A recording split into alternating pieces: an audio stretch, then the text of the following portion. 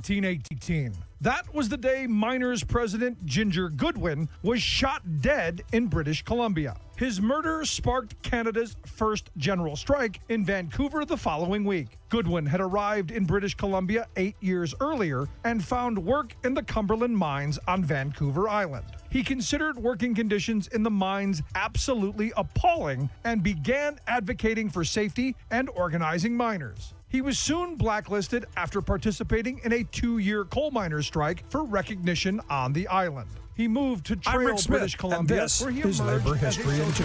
On this day in labor history, the year was 1918. That was the day miners' president Ginger Goodwin was shot dead in British Columbia. His murder sparked Canada's first general strike in Vancouver the following week. Goodwin had arrived in British Columbia 8 years earlier and found work in the Cumberland mines on Vancouver Island. He considered working conditions in the mines absolutely appalling and began advocating for safety and organizing miners. He was soon blacklisted after participating in a 2-year coal miners' strike for recognition on the island. He moved to Trail, British Columbia, where he emerged as a Socialist Party candidate in the 1916 election. He was also elected president of the International Union of Mine, Mill and Smelter Workers District 6, the vice president of British Columbia's Federation of Labor, and the head of the local Trades and Labor Council. He openly expressed his opposition to Canada's entry into the war, stating that workers were now employed in killing each other. He was found unfit for military duty after a medical exam. That was until he led a strike for the 8-hour day at Consolidated Mining and Smelting. It was the world's largest lead and zinc smelter and a key munitions producer during the war. His status was quickly changed to make him eligible for conscription. He fled to the Cumberland Hills, where he hid out for months to avoid the draft. And on this day, Goodwin was shot dead by a Dominion Police special constable. He was brought back to Cumberland, where thousands turned out for his funeral in a mile-long procession. The Vancouver labor movement was outraged by Goodwin's murder and called a one-day general strike on August 2nd to protest his killing. Labor History in 2 brought to you by the Illinois Labor History Society and The Rick Smith Show. For more information, go to laborhistoryin2.com, like us on Facebook, and follow us on the Twitters at Labor History in 2. You are listening to the best of The Rick Smith Show. If you have any thoughts, any questions, any comments, we'd love to hear it. You can email me, Rick, at thericksmithshow.com. Thanks for tuning in. And welcome, brothers, sisters, working class heroes. This is The Rick Smith Show. Thanks so much for tuning in. Today on the program, I'm going to talk a little bit about voter integrity, the ballot box, and oh, by the way, the big news on Cambridge Analytica. The amazing thing, and I still get emails every day from people saying, Rick, no one changed my vote. No one changed my opinion. Well, I hope today, after this segment, you're going to maybe think a little bit differently about what's happening with our electoral process, what's happening with campaigns, and how we're being targeted, and maybe a little bit of how we need to be, well, a little more aware. There are some good news. There are some points of encouragement, of hope that the future will be, well, democratic. It's been my fear for some time, the way we've been going with all of the voter suppression tactics and the voter theft tactics that we've seen being pushed by right-wing politicians across this country, that the sanctity of the ballot box was under assault. The way we've seen maps gerrymandered to look like cartoon characters beating each other up or who knows what. And the way that, well, we've been targeted. We've been advertised to. We've been scared. So lots of that to get to. First, start off with the week that was in Kansas. And it's one of those things, there was a lawsuit filed back in 2016 by the ACLU, by the League of Women Voters, and on behalf of voters in Kansas against Chris Kobach. It was Fish versus Kobach. This past week, it was concluding. And for 2 weeks, there was this trial that our media didn't bother paying any attention to.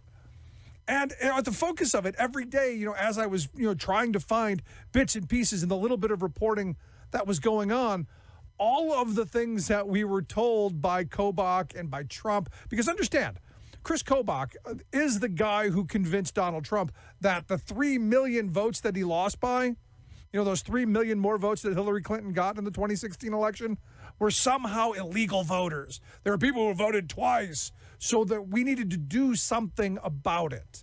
And we needed to do something draconian like they did in Kansas. Now, what came out of this trial is that Chris Kobach has had really unlimited amounts of resources to hunt down and to find these illegal voters. If there was somebody who was ever going to get them, it was going to be KKK. It was going to be Chris Kobach and his commission. They were going to track down those illegal voters. Now, understand, they looked at some 1.8 million votes that were cast over a 20-year period in Kansas. And they came across a whopping 18 that they say were undocumented, that they were saying were illegal votes. And what's interesting is in the trial, as it was being borne out, it turns out that those 18 were actually clerical errors and not illegal voters maliciously coming to the polls and voting illegally. And just from a common sense point of view, and I think in this whole debate, we've really lost just a touch of common sense. If you're here in an undocumented fashion, if you're in Kansas, for instance, working in the fields for the farmer, do you really think you're going to go down to the local courthouse, register where you live, that you're here, your name, your birthday, your address? Do you really think you're going to do that just to cast a ballot? And what's interesting to me is time and time again, we see these trials. And I know where I live in Pennsylvania a couple of years back, they were, the state Supreme Court heard the voter ID case here and ultimately set it aside, ruled it unconstitutional. But at the beginning of that trial, the Commonwealth of Pennsylvania, in its stipulation of fact, because as you know, before any trial begins, you go, hey, there are things we agree on. We're not going to argue over this, and this. We're not going to agree. We're not going to argue on this stuff. We already agree. And the court says, hey, this is the stipulation of fact. We're not going to argue over this. And one of the things that they weren't going to argue over was the fact that the voter ID law that was passed here in Pennsylvania, where I live, would have stopped exactly no voter fraud. Because the Commonwealth couldn't point to anyone who had been convicted of voter fraud. They couldn't find anyone who had been suspected of voter fraud. They couldn't find anyone that it would have stopped voting illegally. Basically, their argument was, we know that the photo ID would do nothing. It's just we want it. That was what their argument was. So when you stop and you think about it for a second, it doesn't make any sense for someone to go down and to register if they're here in an undocumented fashion, because you don't want anyone to know you're here, right? And if the Commonwealth and other entities like Kobach and the rest of them are saying, well, we didn't really find anybody, but it's what we want. Well, why do they want it? And clearly why they want it is another obstacle between you and the ballot box, another hurdle that voters have to jump over to exercise their right to the franchise. Now, understand, my belief is that ballot box is the foundation of this entire experiment of self-rule. You take that away, everything else crumbles. And what's happened over the last several election cycles is Republicans have masterfully, and give them credit, they have masterfully manipulated our legal system to put roadblocks in the way. You go back to 2000 and the purging that went on in Florida to steal Florida. You look at 2004 and the caging that went on in Ohio and other places to steal Ohio.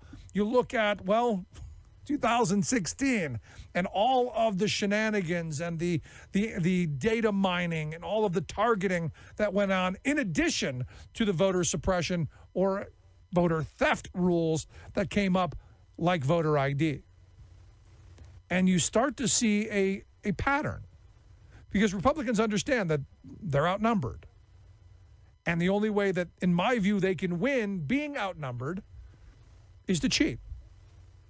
And we have seen this time and time again. And this voter ID thing is part of it. Again, there's no one that they can point to. And they brought out expert after expert, who had these, wild claims of, there are millions of double voters and there's millions of people who are all over the country who are, flying from California to Georgia to Virginia to cast ballots, which is why Kobach kept pushing the cross-check plan that a lot of states are doing and want to do. And you go, well, what's that? Well, that's people with my sounding name all across the country being purged from the voter rolls because, well, we all have the same name. With the goal of making sure that people who live in poverty, the young, the old, basically Democrats, are the ones who don't get to vote. And if you look at the numbers, 2016 was really a masterful con job where they stopped people from voting by the tens of thousands while simultaneously targeting others to cast their ballot for Donald Trump. You got to give them credit. They had a game plan and they executed it. The moneyed interest of this country, they know exactly what they're doing. The question is when will we wake up to it? When will we say we've had enough? So this hour, we're going to spend a little bit of time talking about what happened in 2016 and maybe a little bit about what's maybe going to happen in 2018 and how we protect ourselves. Going to take a quick break. When we come back, Greg Palast is going to be here, investigative reporter and the author of The Best Democracy Money Can Buy. Quick break, right back.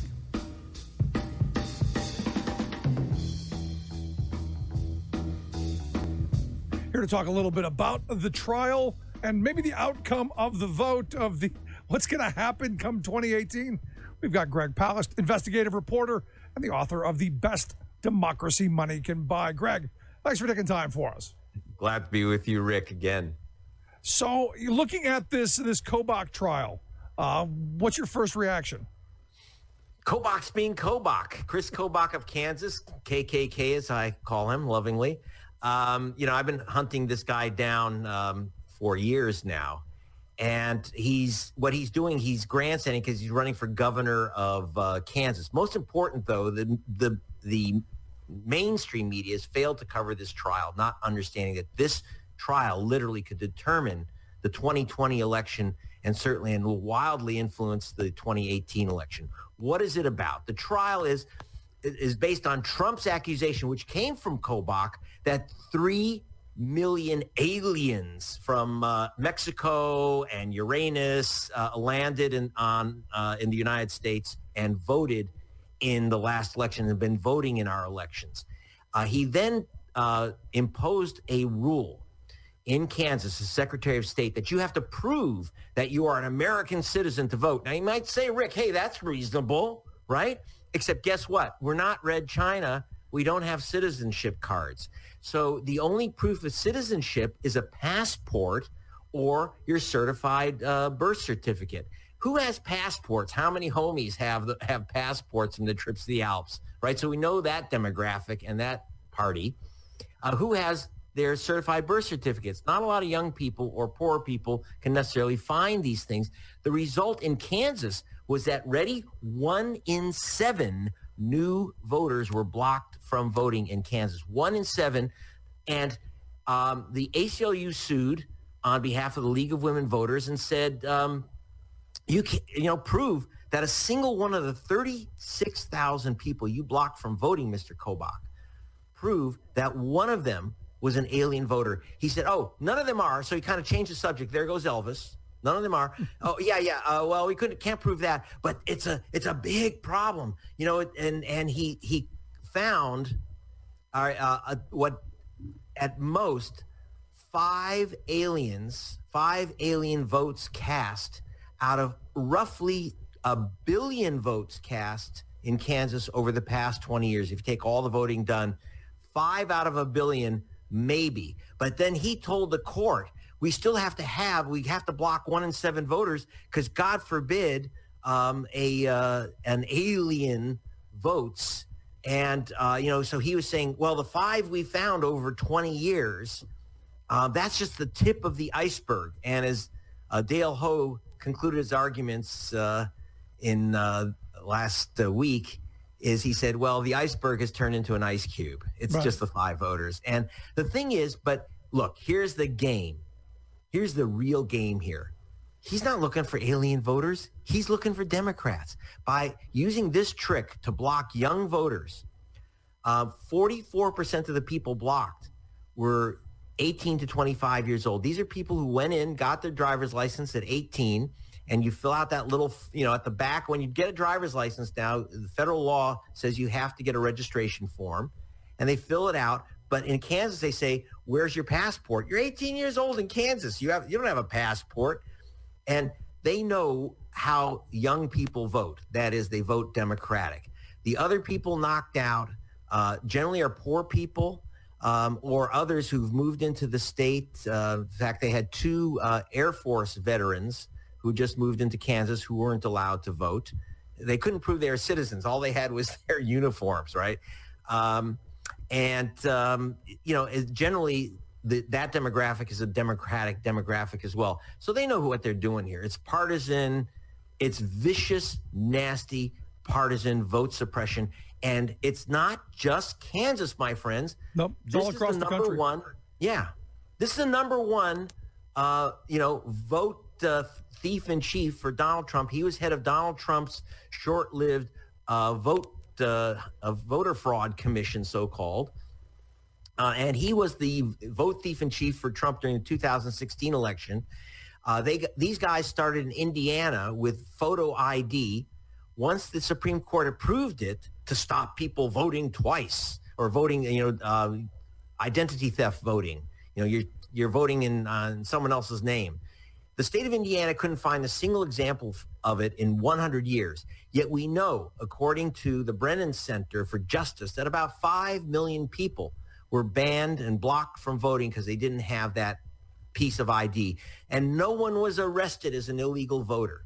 Then they went to Chris Kobach created something called Crosscheck. If you watch my movie, Best Democracy Money Can Buy, I get the inside documents. Remember when Trump said 7 million people 3 million people voted twice.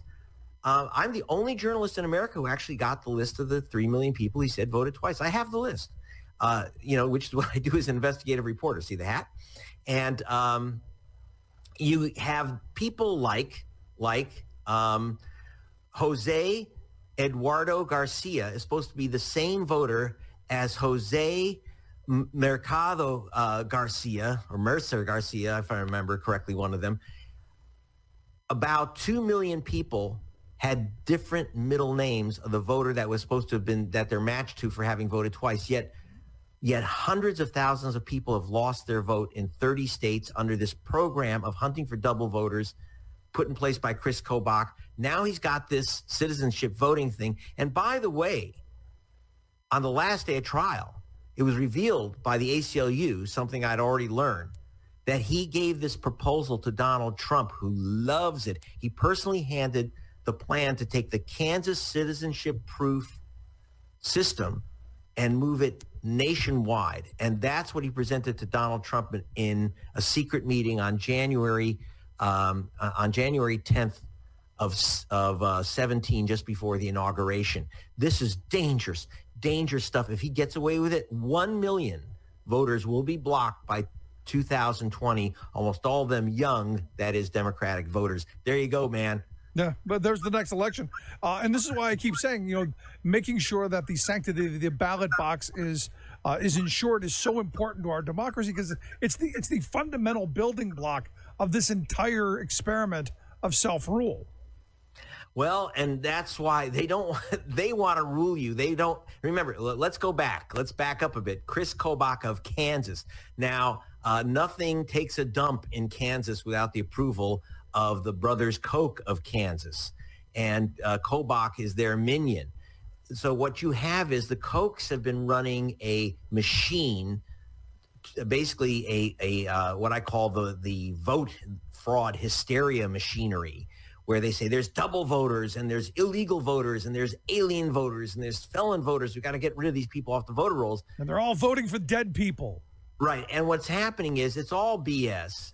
They can't prove it ever. Like just in this courtroom, Kobach couldn't bring in a single one of the people, 36,000 people he blocked from voting. He couldn't prove that a single one was an alien voter. He even conceded none of them are, but he blocked their votes, okay? Because the Kochs know, as you say, if we all get to vote, then the Kochs don't run this country because, you know, it's the 99% versus the 1%. The arithmetic is pretty clear. So if they can't win the elections by letting people vote, they stop people from voting. And I'm telling you, I added up the numbers. Trump lost the last election. If you count the people who were blocked from voting and the votes that were disqualified for cockamamie reasons, Trump didn't win Michigan. He didn't win Pennsylvania. He didn't win Wisconsin. He didn't win Arizona or Ohio or North Carolina. I got to tell you, Rick, you know, when I'm looking at the numbers, I did this investigation for Rolling Stone, then I put it in the film, The Best Democracy Money Can Buy. I'm telling you right now, you know, if you let people vote, if they counted all the votes, if they let people vote before the 2016 election, Trump lost. No, absolutely. And, you know, I said even before the election happened, it was rigged before the first ballot was cast because of all of these voter suppression tactics. You know, the same kind of thing happened where I live in Pennsylvania, where they pursued this voter ID thing. And in the trial, which fortunately the Pennsylvania Supreme Court threw the voter ID out, the state argued that that they knew of no, as you pointed out, they knew of no one who had voted. They know of no one who would have been stopped from casting an illegal ballot with the voter ID. They just said, you know what, we're doing it because, you know, it's what we want to do. It's not going to do anything. It's not going to protect the ballot box. It's not going to stop any illegal voting. But it's our belief, and it was just about doing what you said, putting that barrier between the voter and the ballot box, and mostly poor people, mostly young people, and mostly seniors. Well, and I got to tell you something else. You got, for example, in Pennsylvania, you know, you just had the victory of the Democrat in a very close-fought election.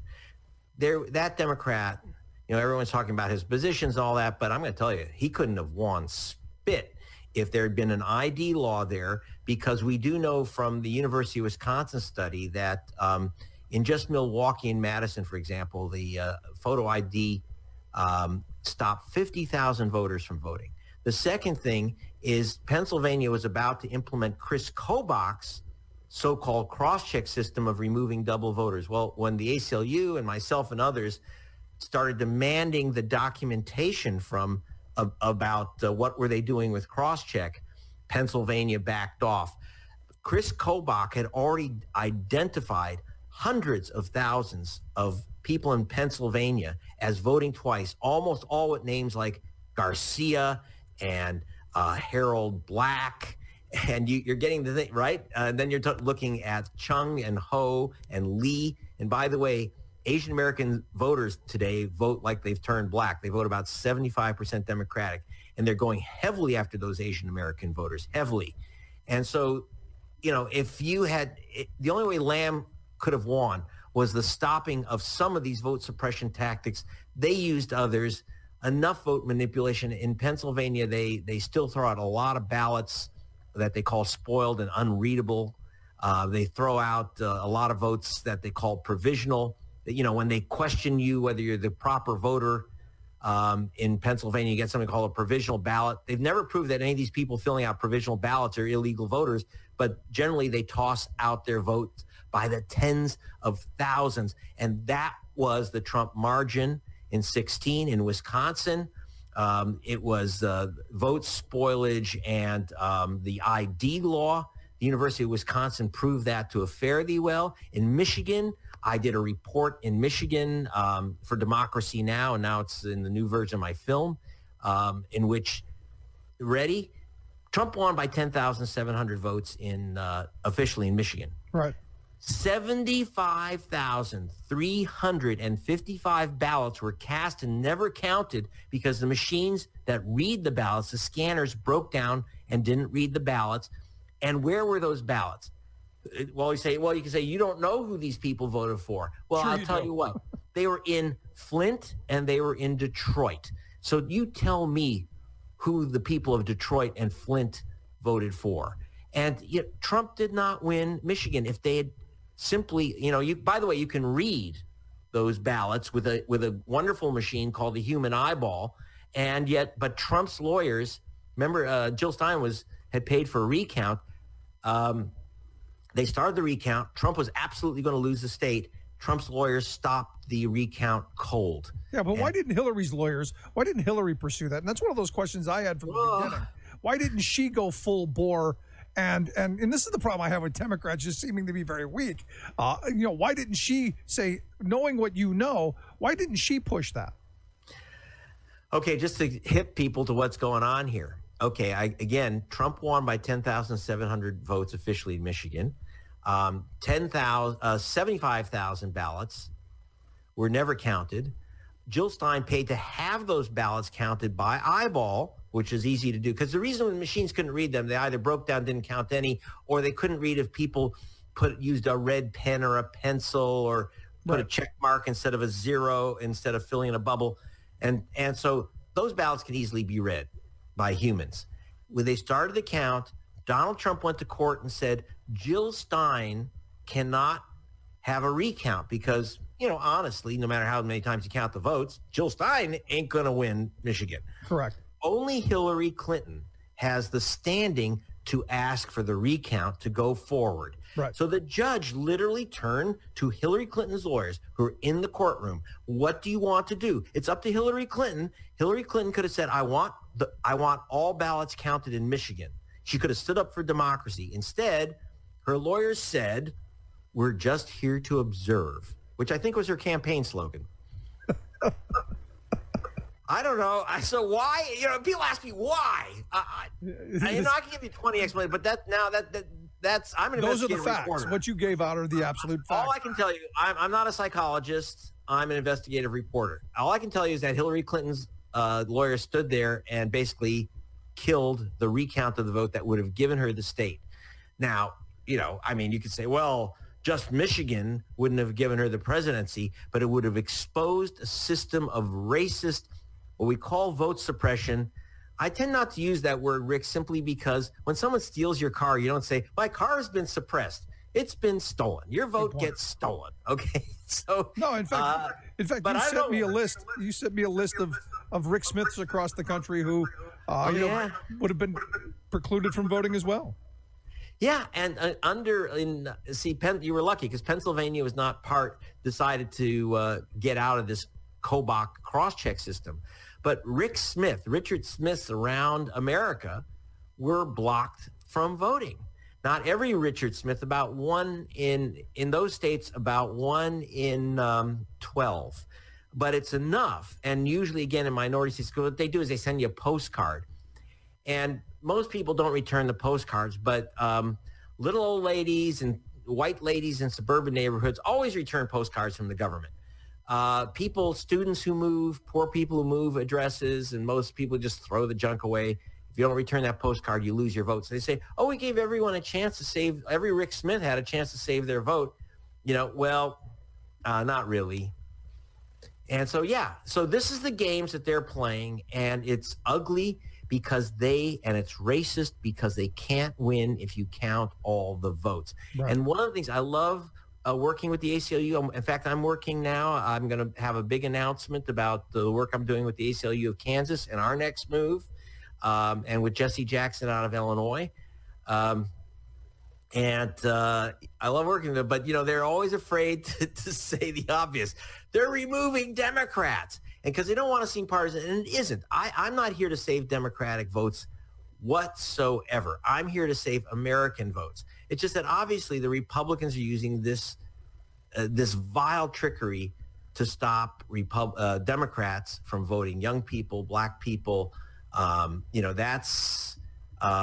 then obviously low-income people, the Democratic demographic. Yes. Let me ask you a last question then. Sure. You know, this isn't going away anytime soon. What should we be doing? What should voters be doing, especially we, the working class and poor voters? Very good. Thank you for asking. You really can do something to protect at least your own vote. Two things.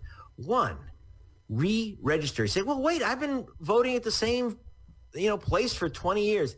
That's how they get you. Go online. Every state is required to put your registration online. Check in. I know you have it in Pennsylvania. Check if they've got your name correctly, if they've got your address correctly. I'm here in California, and I was showing an audience how you check your registration, and I wrote in Greg Palast with my address, and came up no such registration. So I re-registered immediately online. Do that at least 3 months before the election, 2 months before any election in 18 or before a primary. Please check and re-register. The second thing is tell your friends to do it. And of course, hey, watch my film, read my book, stay tuned to Rick Smith, because if you don't know that they're stealing it, you don't know that the pickpocket has his hand in your pocket, you can't stop him. Good point. Greg, I appreciate the time. Good stuff. Thanks a lot, Rick. Thanks so much, our good friend Greg Palast. I'd love to hear your thoughts. You can email me, rick@thericksmithshow.com. And make sure you do. You check out Greg Palast's movie, The Best Democracy Money Can Buy, because we don't want your vote stolen either. Quick break. Right back. Brought to you by the Amalgamated Transit Union, the largest labor organization representing 200,000 transit workers in the United States and Canada. The ATU works to promote transit issues and fights for the interests of its hardworking members and riders. I'm Rick Smith, and this is Labor History in 2.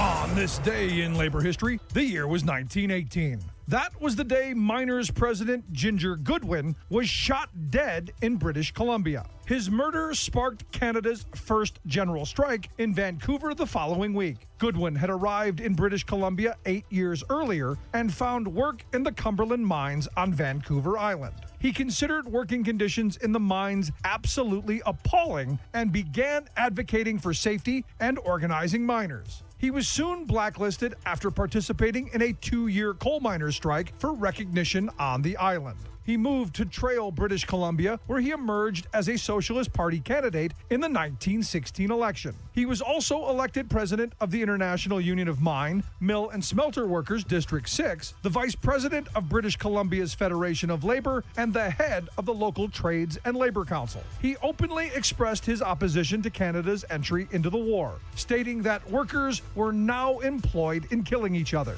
He was found unfit for military duty after a medical exam. That was until he led a strike for the 8-hour day at Consolidated Mining and Smelting. It was the world's largest lead and zinc smelter and a key munitions producer during the war. His status was quickly changed to make him eligible for conscription. He fled to the Cumberland Hills, where he hid out for months to avoid the draft. And on this day, Goodwin was shot dead by a Dominion Police special constable. He was brought back to Cumberland, where thousands turned out for his funeral in a mile-long procession. The Vancouver labor movement was outraged by Goodwin's murder and called a one-day general strike on August 2nd to protest his killing. Labor History in 2 brought to you by the Illinois Labor History Society and The Rick Smith Show. For more information, go to laborhistoryin2.com, like us on Facebook, and follow us on the Twitters at Labor History in 2. You are listening to the best of The Rick Smith Show. If you have any thoughts, any questions, any comments, we'd love to hear it. You can email me, rick@thericksmithshow.com. Thanks for tuning in. Welcome back to The Rick Smith Show. Check out our website, thericksmithshow.com. Some interesting news on the gerrymandering front this week. The U.S. Supreme Court chose not to hear Pennsylvania Republicans' challenge to their state Supreme Court's redrawing of their congressional maps. What does this mean? Well, it means that the maps that the Pennsylvania State Supreme Court drew will stand. And if you looked at the old ones, they were clearly rigged from the start. In fact, the maps before the ones that were thrown out were also rigged and went before the state Supreme Court. I'm actually a little surprised that the U.S. Supreme Court chose not to take this, because this has been a very activist court. Now, this is the law. They should have stayed out of it. They made the right choice, but I'm a little surprised that they did.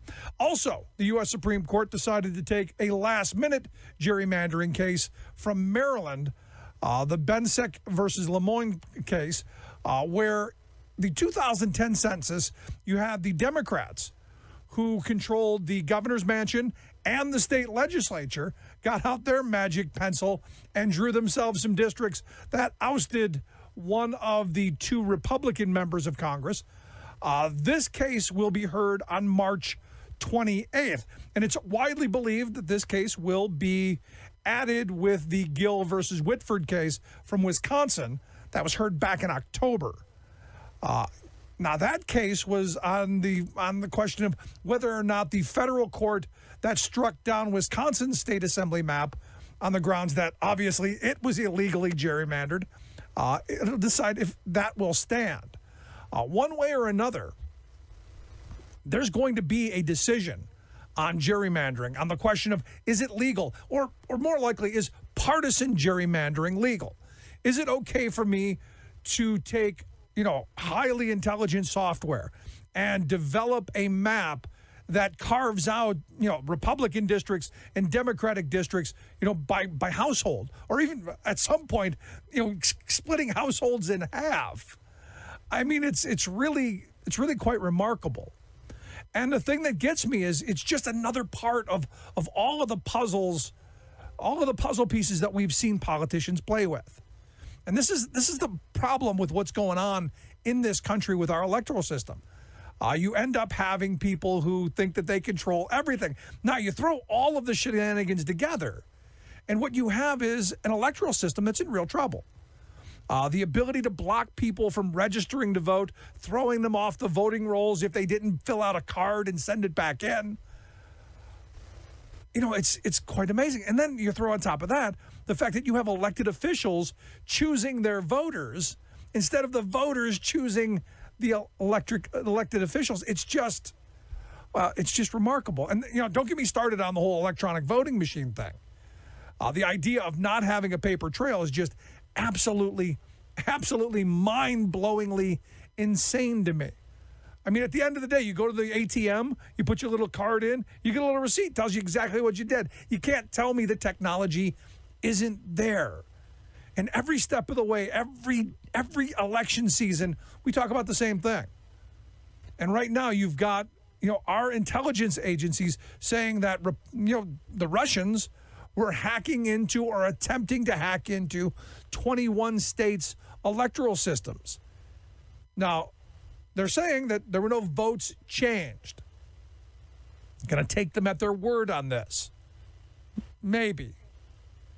They're saying there were no votes changed. The question I have is, with all of this stuff going on, wouldn't you want that paper trail? Wouldn't you want to have the ability to go back and check your work? Just kind of a thought. And then you throw into all of this, all of those structural things that Republicans have done and Democrats as well.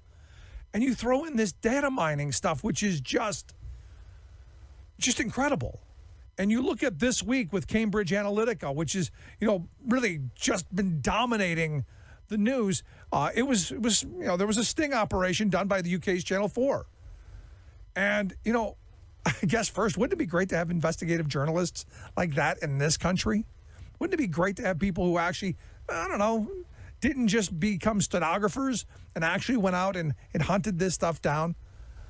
I mean, it's troubling on so many levels. And this isn't about Democrats or Republicans or independents. This isn't about labels. This is about the sanctity of our ballot box. This is about making sure that the information that we receive is accurate, that we're not constantly lied to, that, on some level, someone's held accountable for some of the insanity that's been going on over the last couple of election cycles. At some point, we have to regain control of what is. I mean, it's amazing to me. And, I go back to, you look at 2016 and just the horrible things that were being thrown out. And I know people have said, we've had these moments throughout history. We have. There have been some muckraking campaigns that have just been knocked down, drag out affairs. There have been. But not at this level. Not when you look at the precision. Not when you look at it being accessible 24/7 instantaneously and being unable to respond as quickly. This Cambridge Analytica thing, and look, they're not the only one. There are other groups that do this as well. This is another example of the billionaire class spending a good boatload of money, not even really a lot. In this case with Cambridge Analytica, you had Robert Mercer, the billionaire hedge funder, putting up $15 million to move this, I guess, to get his daughter a job, really. She's on the board. But with the sole focus of looking at and targeting and weaponizing messaging for U.S. elections. Now, the Koch brothers, they've got theirs with the I-360, and there's a number of others. But, this is the one. This is the one that's front and center. This is the one that got caught. And, it's amazing to me that, as a country, we haven't rallied around the idea of how do we stop this yet? How do we make sure that we aren't targets again? Understand we were attacked.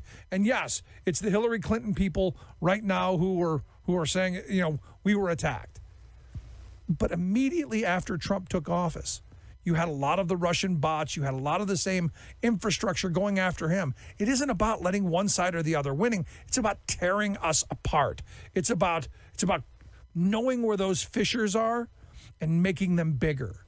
It's about fighting us on race lines and gender lines and poverty lines. It's about tearing us apart, educated, uneducated, white collar, blue collar. It's about continuing that divide so that they can have electoral victories. And the question becomes, when do we say enough? When do we? That's the question. Going to take a quick break. When we come back, David Carroll is going to be here, associate professor over at the Parsons New School of Design.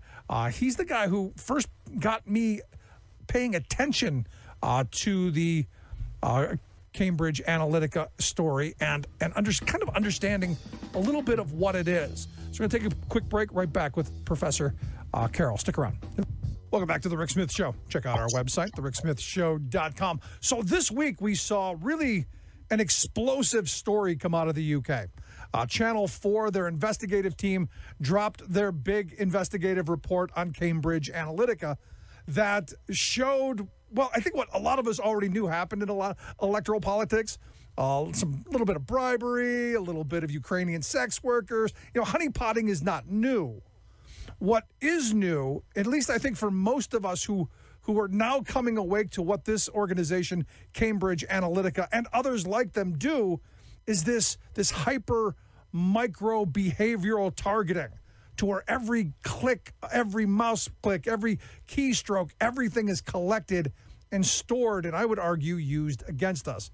And here to explain and to share some of his thoughts, the guy who I first heard this from and has been on this for, it's got to be, in my mind, at least a year and a half now, is David Carroll. He's an associate professor at the Parsons School for Design. David, thanks for taking time for us. Thanks for having me on again, Rick.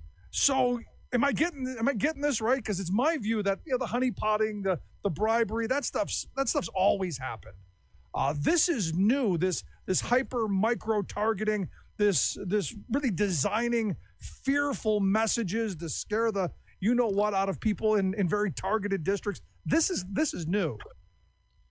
Yeah, it certainly seems like politics has become warfare, and the rules of engagement have yet to be determined. And so the use of data and media and the invasion of our privacy for the purposes of, well, we're not even sure, is really alarming. And also the use of a foreign contractor to interfere in our elections is extremely unsettling.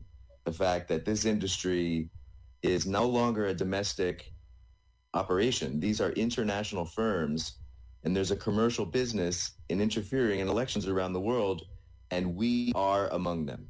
And funded by our billionaires. I mean, Robert Mercer, one of our big billionaire funders, I would argue one of the owners of our democracy at this point, heavy funder of this organization. In fact, his daughter sits on the board of directors in a foreign country to be used here. I mean, just there's a whole lot of bad here for me.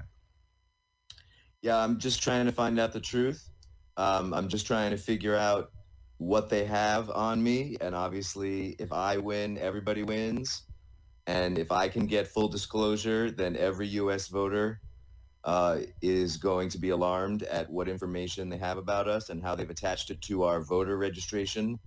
Then we can get to, more investigations and get to the bottom of this so we can figure out how to defend ourselves in the future. So let me ask you, how did you come across this? I mean, the average voter, they don't think about, a firm in London, mining all of their Facebook posts and all the websites they go to. They're not thinking about that stuff. How did you come across this? I mean, it's just been part of my work as a professor at a media school where my students are going off and working in companies like Google and Facebook, and we're learning about the industry and how data is used for advertising purposes. So this stuff was on my radar for a long time. I've been really concerned about the privacy practices of the whole advertising industry. I've been warning them this is going to blow up in their faces eventually, and I believe it has. Do we have a right to the information that they collect about us? I mean, everything we do seems to be collected in one way or another. I mean, a couple years ago, we took our kids to Disneyland, and they're collecting people's thumbprints. Do we have a right to know what they're doing with that information? Weirdly and ironically, we appeared to, because they processed our data and stored it in the United Kingdom, where they have much stronger laws than we have. And so that's the interesting thing here is why if they really are so diabolical and clever, they made a big mistake by processing our data in the United Kingdom, because now we can figure out what they have on us and take them to court and so on. The information commissioner is on our side. They believe we have jurisdiction. Members of parliament support us. We have an incredible legal team. We can't wait to put our barrister in court in front of Alexander Nix and get him cross-examined. So I'm just, the test case. If I win, everybody wins, and I could clear the pathway so that every registered voter in the United States of America has a case against this company. But here's the thing, and it's just this company. I mean, there are others. I mean, they're not the only one. The Koch brothers, they have I think it's I360. There are a number of these firms who do this stuff, right? I mean, they're not the only one. They're not the only ones, but they just seem to be the most nefarious, most diabolical of all of them.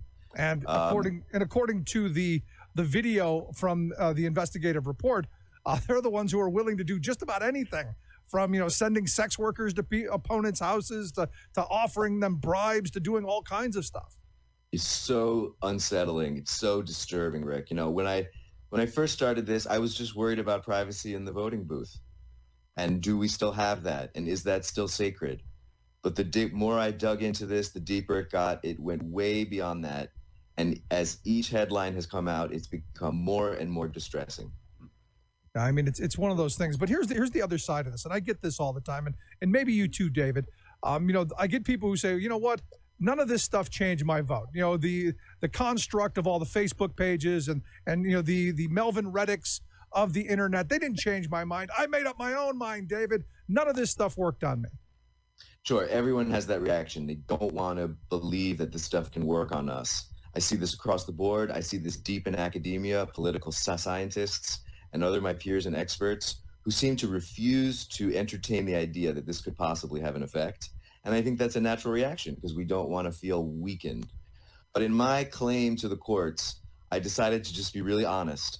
And I wrote in my claim, in my statement, that I'm actually worried that I was targeted for messages with falsified and exaggerated information about Hillary Clinton, and that it diminished my enthusiasm for her campaign, and it discouraged me from becoming an official or an informal volunteer. And I just had decided to be I had to be honest and be like, was my enthusiasm for her as candidate affected? And was I susceptible to messages because I understand how deeply they may have understood my political beliefs and, most importantly, potentially my personality? No, that's important. I mean, and the reality is, and I think we as a society are kind of naive still in the fact that we think that what we do on that little box, on that little computer thing, is all anonymous. Nobody knows what websites I go to. Nobody knows it's me. And I think that's well, naive at best and dangerously ignorant at the worst. Yeah, I think one of the things that's really unsettling about this is that this company has reattached all of our data back to our voter file. And I'm trying to prove that. And what it means is every website we visit with a privacy policy that we don't read, which basically promises to take our name off our data when they sell it, that doesn't work when it gets reattached to our voter file. So I think the whole industry is up for a wake-up call here, and I hope that this creates a momentum in the United States to really reassess our whole privacy law. Is it adequate to protect democracy? I would argue this whole scandal shows that it is not. No, but here's the other side of that, David. Is it possible to do to police this stuff without having censorship? Is it possible to make sure that, Russian bots aren't pushing the Pizzagate frame and all of this stuff that we've seen without censoring actual citizen speech? Yeah, it's a good question, and I think it's an important debate to have. I think that if we can enable U.S. citizens with the right to demand their data and recapture it so that we can understand how we are being modeled without our permission, then we can take control of our own identity and we can better understand how we might be being targeted. So I advocate for transparency, perhaps even radical transparency, and that is the best defense against these techniques. Yeah. And I think, this is not a call for censorship. It's a call for transparency. And it's really, I think it's a property rights issue. That basically our data is our property and our identity. And we have to think about it like property. And if we recapture control of our property, which is our data, our identity, our intimate traits and details, I think we can fight this. And it's really interesting to me that Americans don't think their data is their private property. And this isn't a property rights debate, but that's the way they think about it in Europe. In Europe, they think that data is your property and you have property rights that you can assert on it. So, the Americans love their property.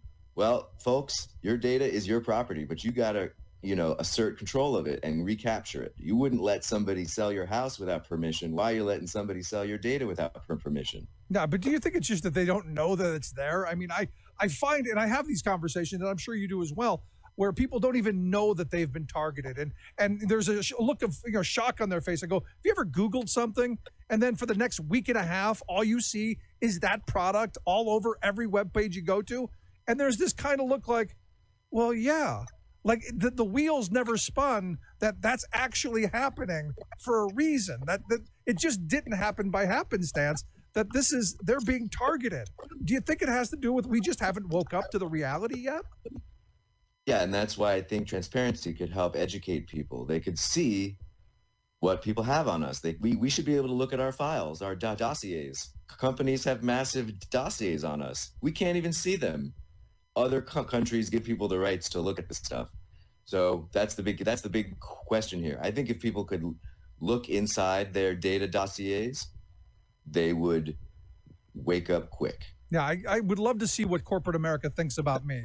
And it's one of these things, I think, just from a curiosity standpoint, if nothing else, to know how you're being targeted, how they're trying to influence you. Because at the end of the day, it's one, about getting money out of your pocket, and now, obviously, two, getting you to vote the way they want you to vote.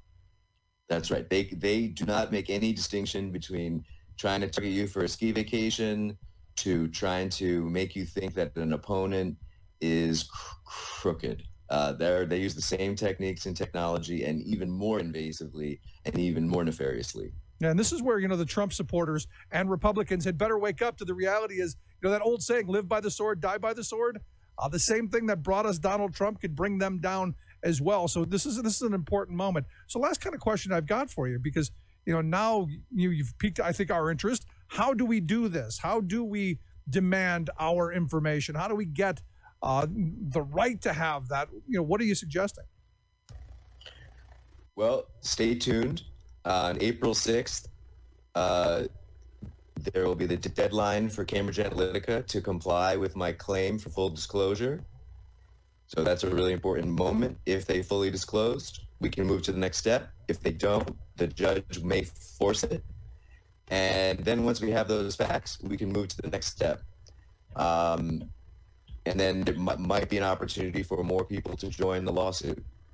In the meantime, we got to keep putting pressure on our representatives in Congress and our state attorney general's office to take this stuff up, because our democracy is at stake here.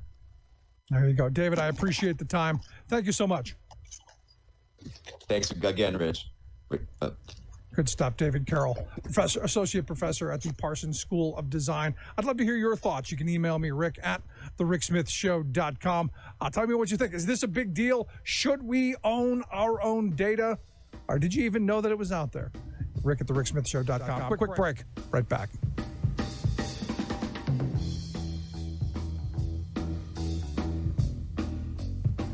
Welcome back to The Rick Smith Show. Check out our website, thericksmithshow.com. So the question is, why is this a big deal?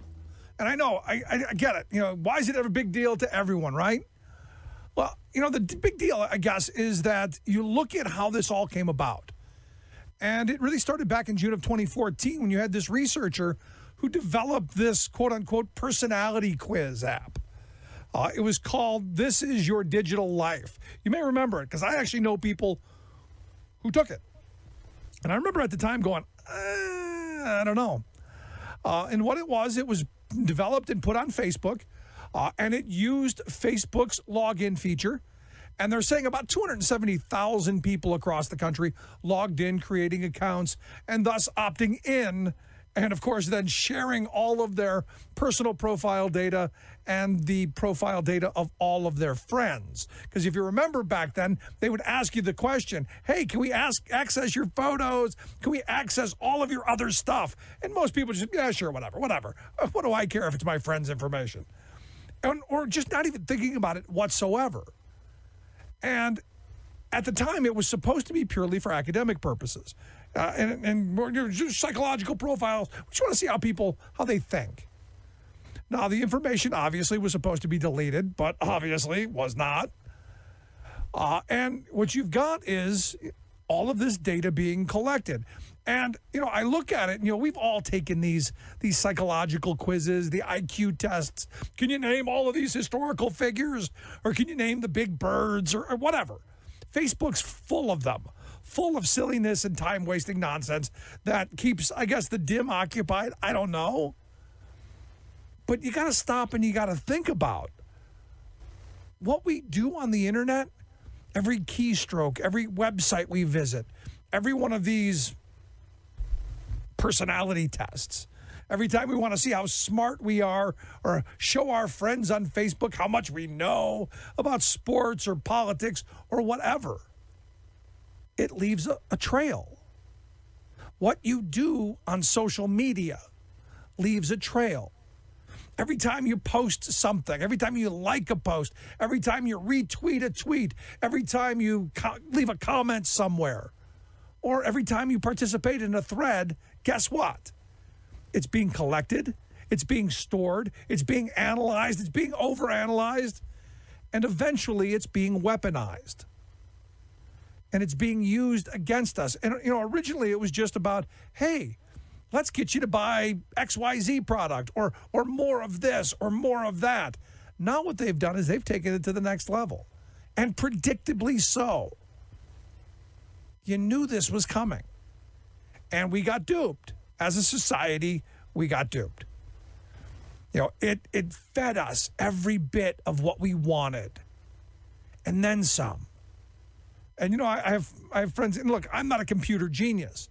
I'm just really skeptical. And I guess it was, I go back to the 1980s when I was 70s, 80s, when I was growing up reading Ray Bradbury and George Orwell and Aldous Huxley and, all of those sci-fi novels, those dystopian novels of the 30s, the sci-fi stuff of the 50s, all of this futuristic stuff was this could be our future. This is going to be the future. And I think back to those days and those books that I read. I go, how many people were reading those and going, wow, this is going to be amazing, or wow, this is scary, or wow, whatever. And then how many people were looking at it and going, this is a good game plan. Let's do this. Let's be able to figure out how we can control everything that's said, heard, read. I mean, it's amazing. It's really amazing the technology that we have and the fact that technology is getting out of hand.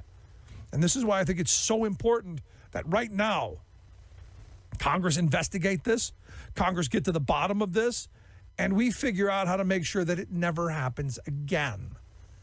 And this isn't about Donald Trump, so stop with the ego. This is about protecting our ballot box. I'd love to hear your thoughts. You can email me, rick@thericksmithshow.com. Tell me what you think. Bunk? Fearful? I'd love to hear it. rick@thericksmithshow.com. Thanks so much for tuning in. We'll see you next week.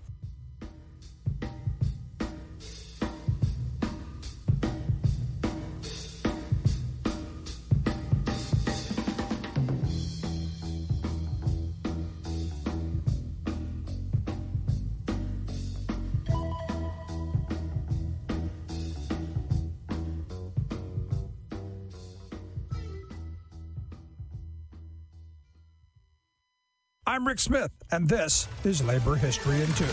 On this day in labor history, the year was 1918. That was the day miners' president Ginger Goodwin was shot dead in British Columbia. His murder sparked Canada's first general strike in Vancouver the following week. Goodwin had arrived in British Columbia 8 years earlier and found work in the Cumberland mines on Vancouver Island. He considered working conditions in the mines absolutely appalling and began advocating for safety and organizing miners. He was soon blacklisted after participating in a 2-year coal miners' strike for recognition on the island. He moved to Trail, British Columbia, where he emerged as a Socialist Party candidate in the 1916 election. He was also elected president of the International Union of Mine, Mill and Smelter Workers District 6, the vice president of British Columbia's Federation of Labor, and the head of the local Trades and Labor Council. He openly expressed his opposition to Canada's entry into the war, stating that workers were now employed in killing each other.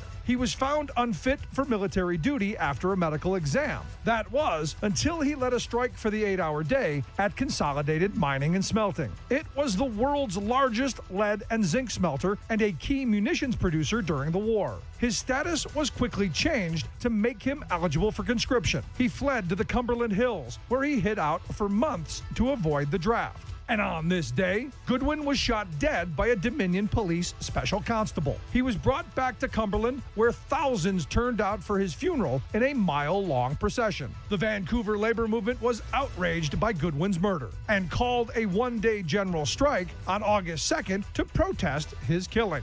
Labor History in 2 brought to you by the Illinois Labor History Society and The Rick Smith Show. For more information, go to laborhistoryin2.com, like us on Facebook, and follow us on the Twitters @LaborHistoryIn2.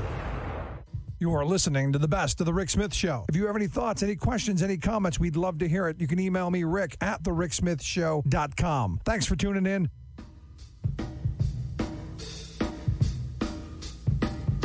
And welcome, brothers, sisters, working class heroes. This is The Rick Smith Show. Thanks so much for tuning in this week. Lots to get to, lots to talk about. Looks like globalization in a little bit of trouble. You look around the world, you look around the country, and you see a lot of working people who are fed up by the global trade regime that has created, well, big winners, but also big losers. The winners have done wildly well. The moneyed interests and the managerial class, they've done very well for themselves. Thank you very much. But working people, especially here in the U.S., they have been sacrificed at the altar of higher corporate profits and, well, the illusion of cheaper prices.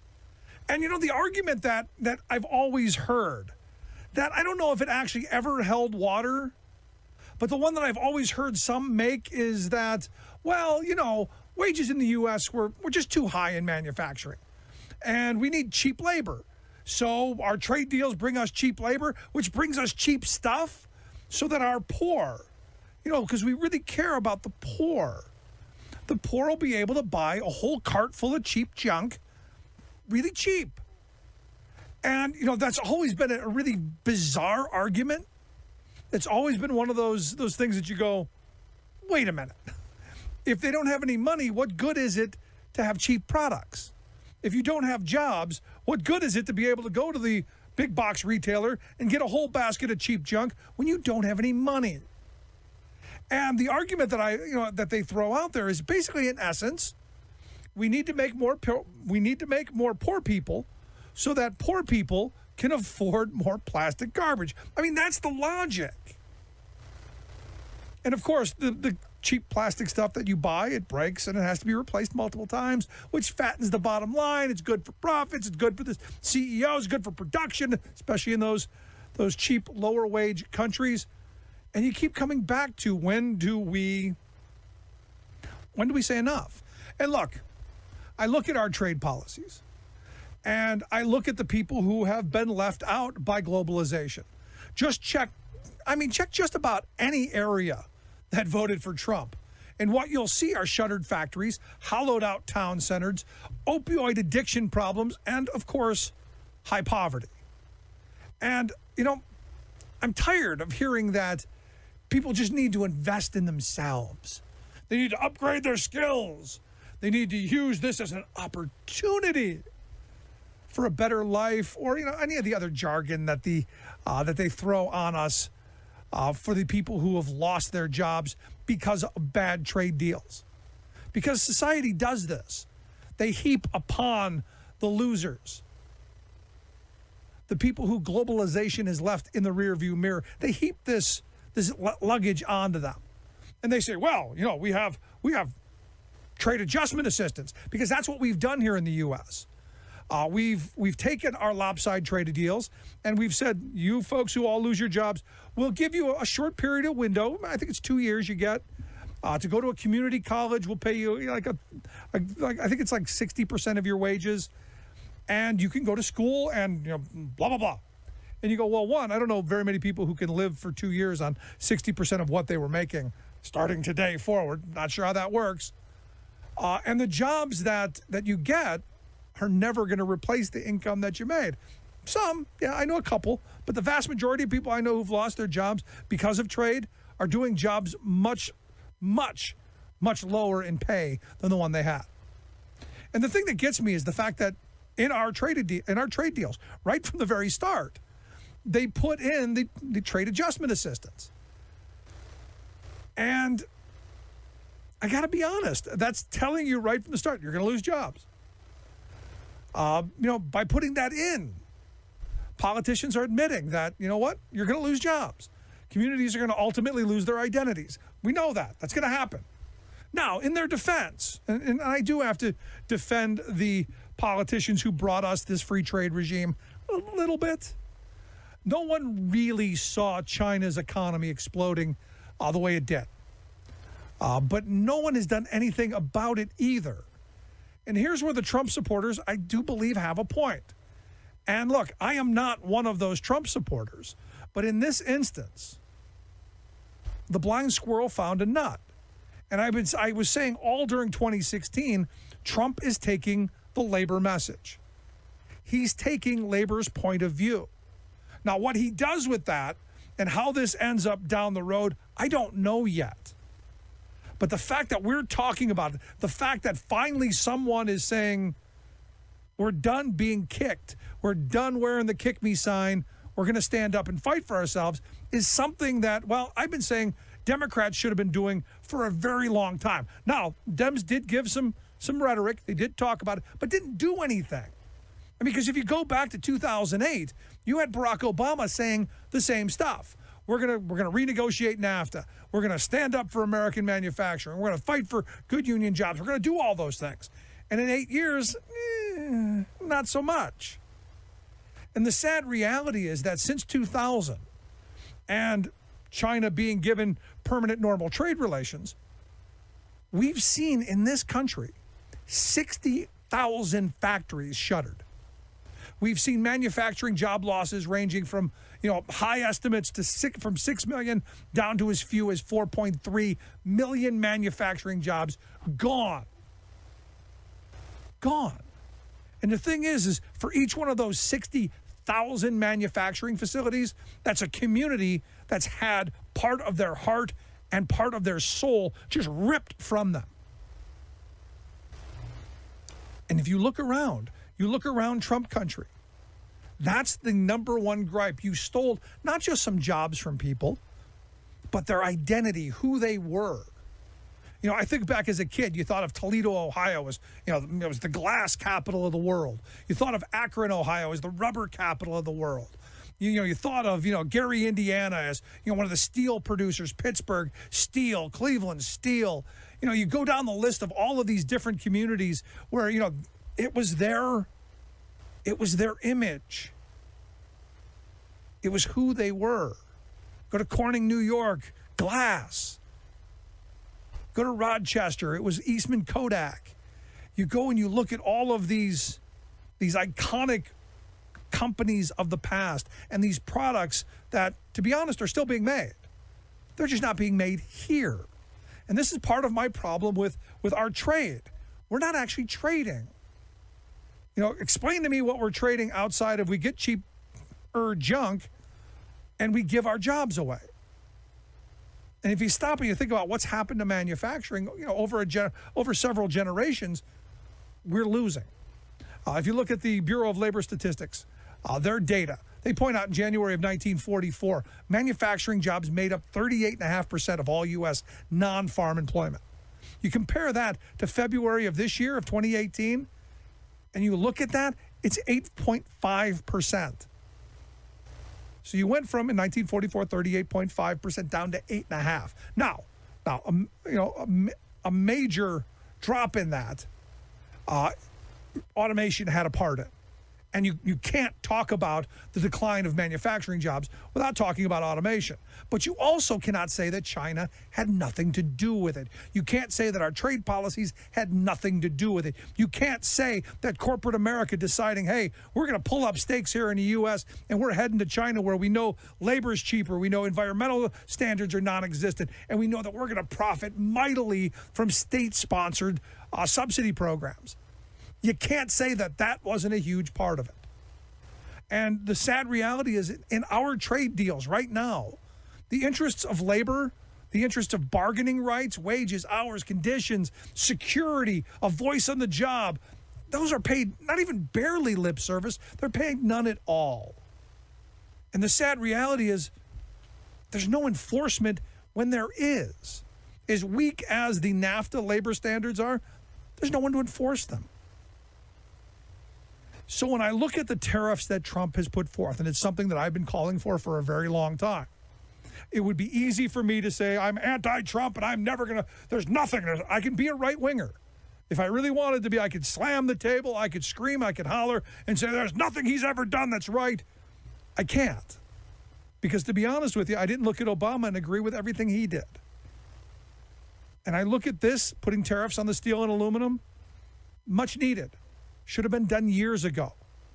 Considering the fact that at one point in the last, 20 years, the U.S. was the world's largest producer of aluminum, and now we're down to just one plant. And that's because you've got the Chinese who have targeted that industry. They've targeted industry after industry in a very predatory way. And finally, and look, again, not a Trump fan by any stretch of the imagination. But on this, it's about time that someone stood up for this country's workers.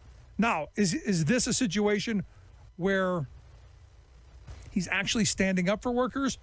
I can't say that he is. I could argue that he's making a stand for businesses because guess what?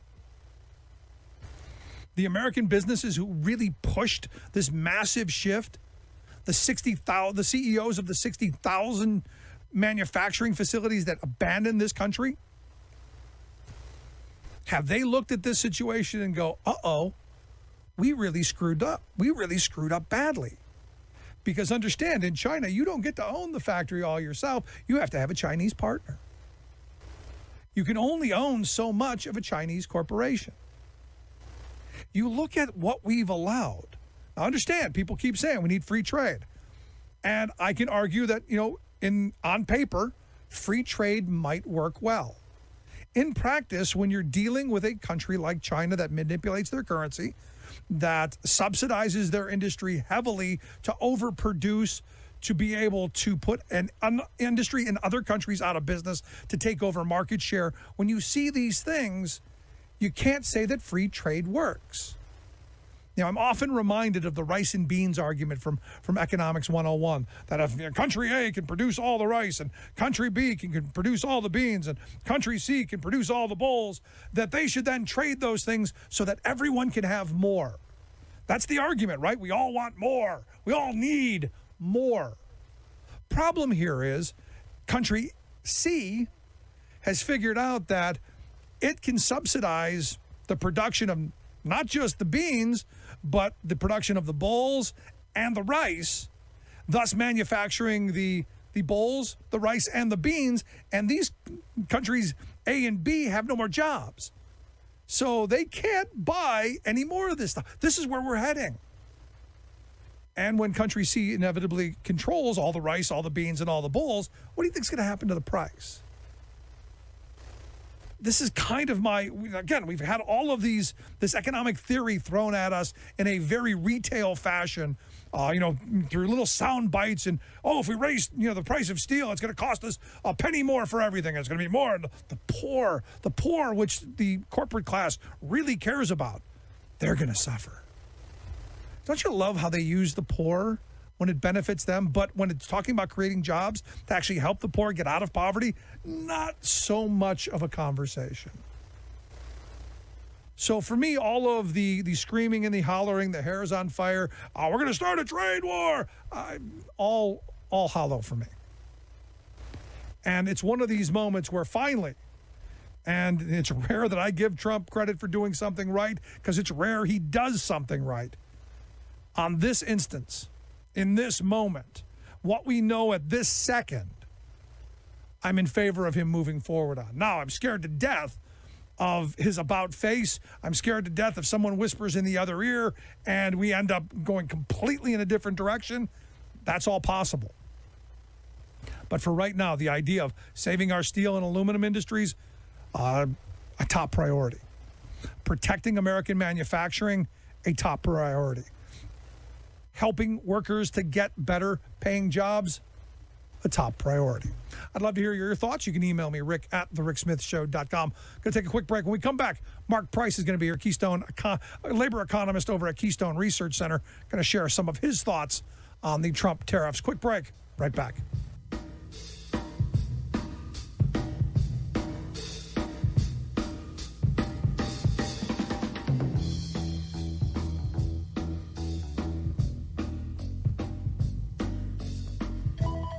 Welcome back to The Rick Smith Show. Check out our website, thericksmithshow.com. So as we've been talking about jobs, trade, tariffs, all in the news right now, and here to share some of his thoughts on maybe where we should be going, what we're doing, and, what the Trump administration is doing on the tariff issue.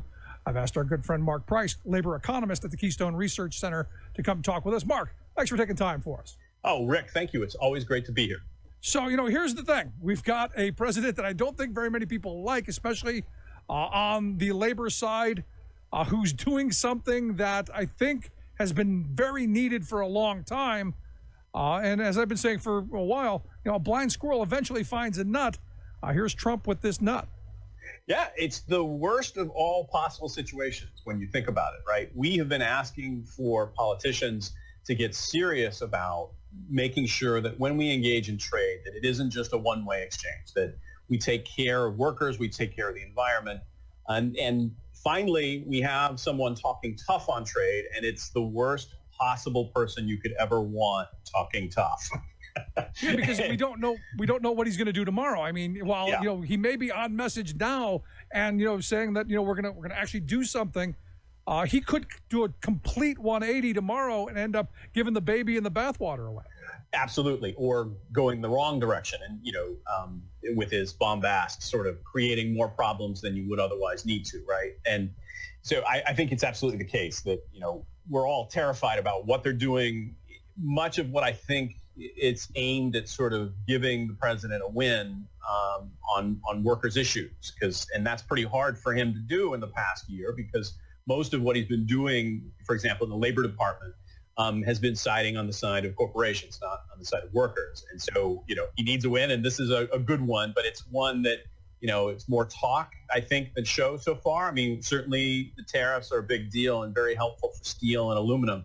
And hopefully that'll continue. But, like you, I'm sort of terrified they're going to get this wrong and take it in a direction that ends up hurting us all.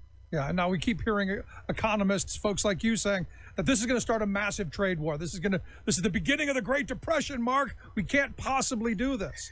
Yeah, it's, dogs and cats, Rick. We always talk about dogs and cats sleeping together. And there is a great concern that this is the least skilled person when it comes to making good decisions and sound policy choices. So I think there's a lot of concern. I wouldn't worry yet about, a global trade war or other problems that might be associated with that. But certainly that's a huge risk and something that gives me a lot of heartache. But again, when you're taking steps to protect American jobs, particularly in steel and aluminum, in two sectors that looked as though they were being targeted for elimination, right? Basically, the Chinese using their excessive capacity in this sector to drive out the competition, right? And that's certainly a bad thing and bad for workers and bad for the overall economy. We want competition.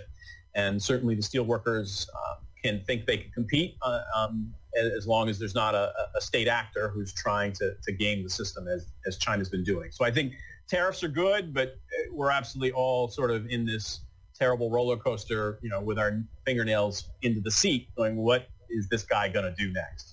Yeah, but here's the thing. I keep hearing, and people keep hitting me with, but all you're going to do with these tariffs is raise the price of everything. You're going to raise the cost of steel coming into the country, which means that U.S. producers are going to raise their costs. So the U.S. producers, according to them, aren't going to be better off if everybody raises their prices. And then eventually it's going to filter down to we, the consumer, because, hey, a can of soup is going to cost a penny more. Again, you get lots of sort of exasperating things being said. These effects of these tariffs are going to be quite small. They're not going to filter out into broader impacts on inflation or throughout the rest of the economy. Really, what's going on here is steel prices were being artificially depressed by a state actor who's coming in and generating a lot of production that's driving down prices well below cost. So prices would go up in the future once all the domestic capacity was out of the way. So I think you hear a lot of exaggerated things about what the actual economic impacts are. They're going to be small either way. Again, the one caution is God knows what this administration might do wrong that might lead things to getting out of control. But I think the potential risks to the overall economy in terms of inflation are just absolutely overblown. We are actually in one of the lowest inflation rate environments that we've seen in decades. So that's really not a concern, and it's not going to change as a result of steel tariffs. Let me ask you this, because the other part of this that I also get is, why should we bother protecting an industry that can't compete globally?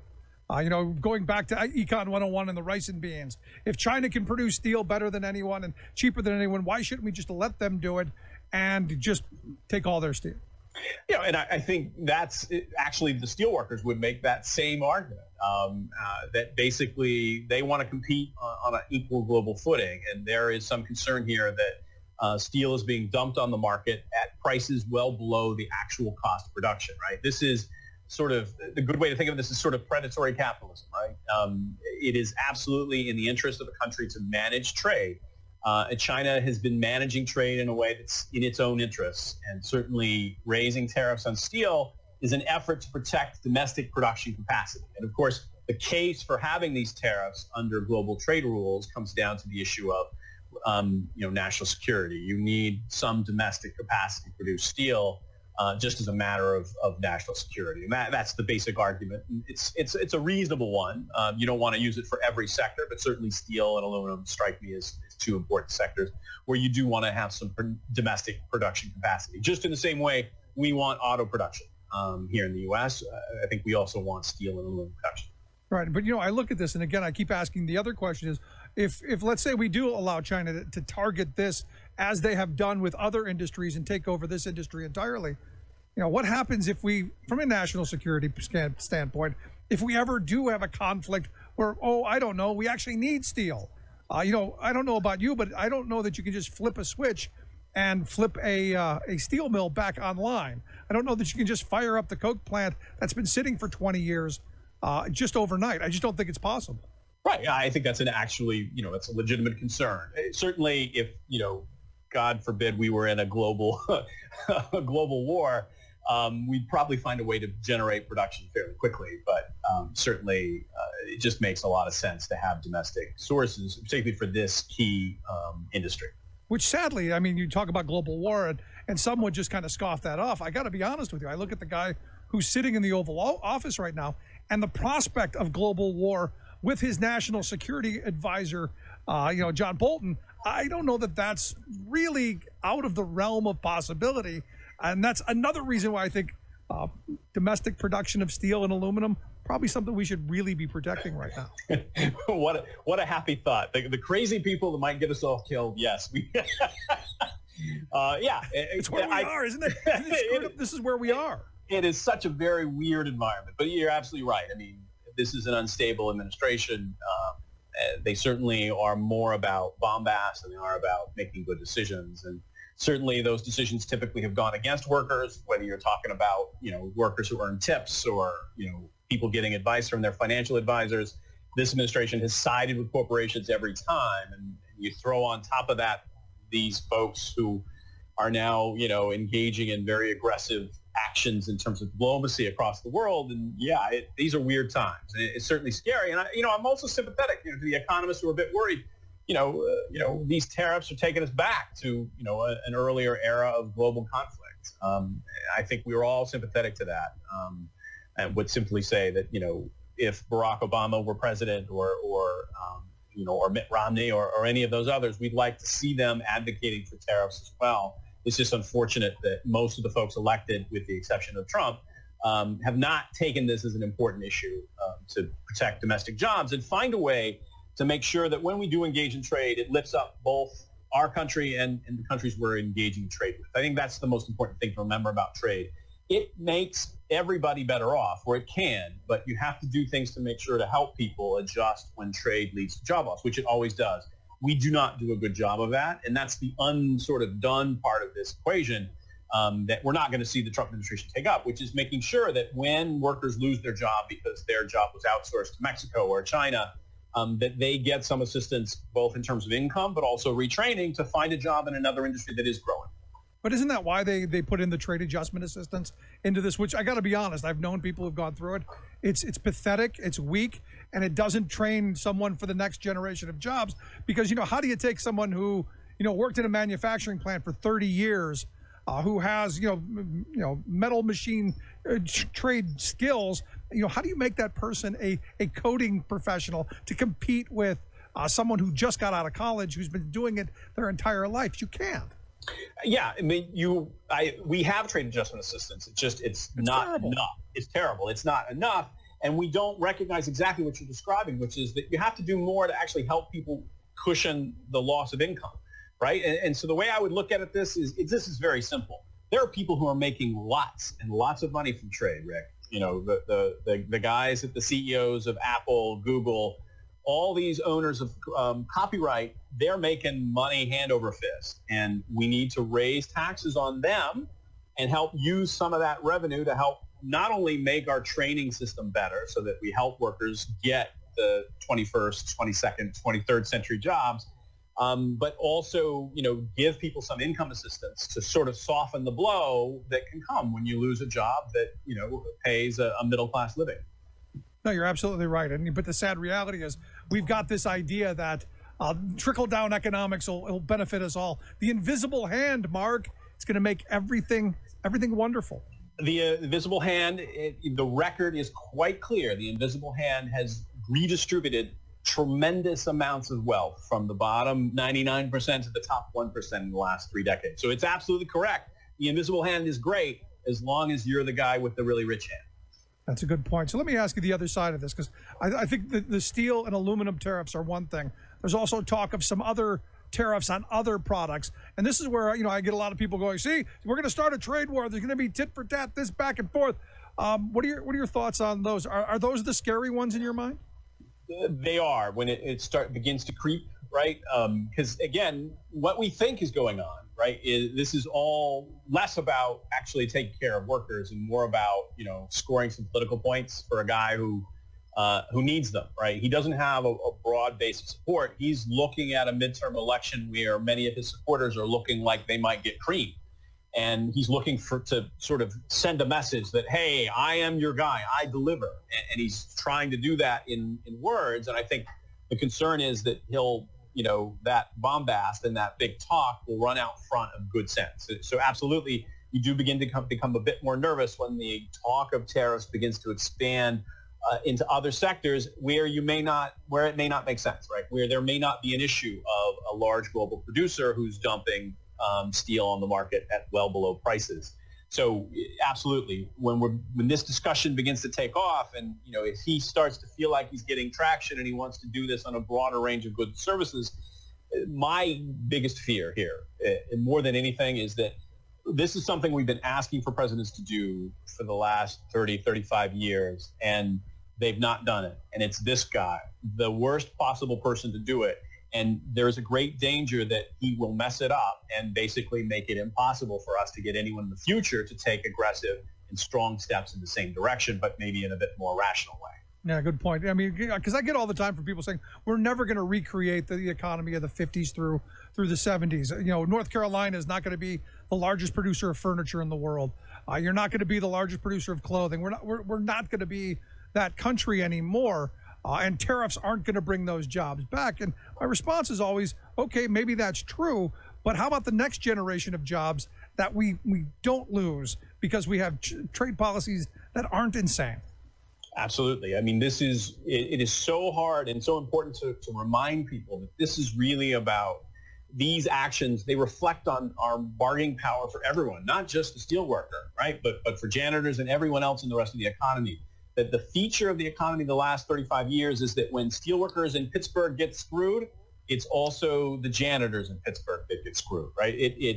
These dynamics are tightly integrated, and people forget that. So when you're taking a tough stance, trying to protect jobs, it has knock-on effects in the broader economy that help other people. Well, the winners haven't shared any of their spoils through trickle down. The misery has trickled down, if I get what you're saying right. Yeah, absolutely. All right. I mean, trade any economist worth their salt will tell you trade generates winners and losers. And then they will follow that up with, as long as the winners compensate the losers, everyone can be better off. And the reality, again, of the last several decades has been we do not do a good job making sure that the winners do, in fact, compensate the losers in these global trade exchanges. So last question I've got for you, because you've got the Trump administration right now talking about renegotiating NAFTA. And, I've been screaming for a long time that there aren't enough labor enforcements, aren't enough environmental enforcements in that and in any of our trade deals. Any faith in this administration to actually bargain for better labor and environmental standards, given their track record here at home? No, okay, not at all. Yeah. Done. Yeah, I'm absolutely terrified. There you go. That was the reaction. Mark, I appreciate the time. Thanks so much. Thank you, Rick. Great to be here. Good stuff. Our good friend Mark Price, labor economist at the Keystone Research Center. Love to hear your thoughts. Any confidence whatsoever in this administration to stand up for workers, or is this all, as Mark says, just to get a political win and score some points? I'd love to hear your thoughts. You can email me, rick@thericksmithshow.com. Quick break. Right back.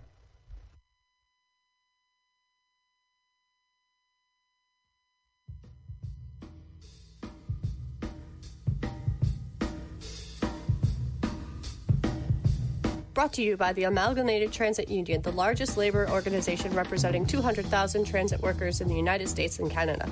The ATU works to promote transit issues and fights for the interests of its hardworking members and riders.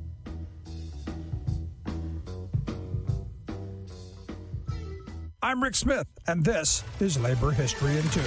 On this day in labor history, the year was 1918. That was the day miners' president Ginger Goodwin was shot dead in British Columbia. His murder sparked Canada's first general strike in Vancouver the following week. Goodwin had arrived in British Columbia 8 years earlier and found work in the Cumberland mines on Vancouver Island. He considered working conditions in the mines absolutely appalling and began advocating for safety and organizing miners. He was soon blacklisted after participating in a 2-year coal miners' strike for recognition on the island.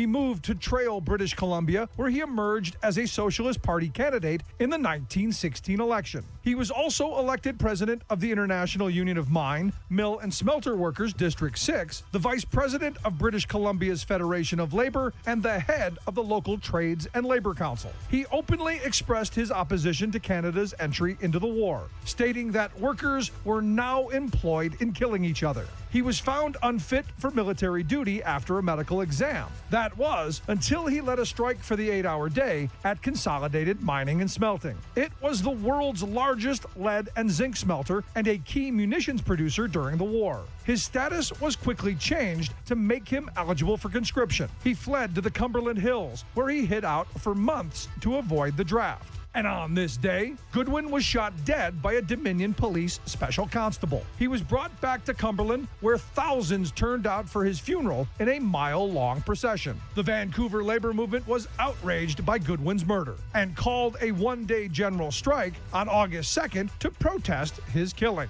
Labor History in 2 brought to you by the Illinois Labor History Society and The Rick Smith Show. For more information, go to laborhistoryin2.com, like us on Facebook, and follow us on the Twitters at Labor History in 2. You are listening to the best of The Rick Smith Show. If you have any thoughts, any questions, any comments, we'd love to hear it. You can email me, rick@thericksmithshow.com. Thanks for tuning in. Welcome back to The Rick Smith Show. Check out our website, thericksmithshow.com. So this past weekend, I had a really fantastic weekend as I took my daughter to Albany, New York for the women's NCAA basketball, the Sweet 16 round of their tournament of March Madness. And it's one of these things that we've done for, I guess it's 5 years now. It was one of those things. The idea was I wanted my daughter to be able to see women achieving at a really high level and to kind of give her the thought as a young girl that, hey, I can do that too.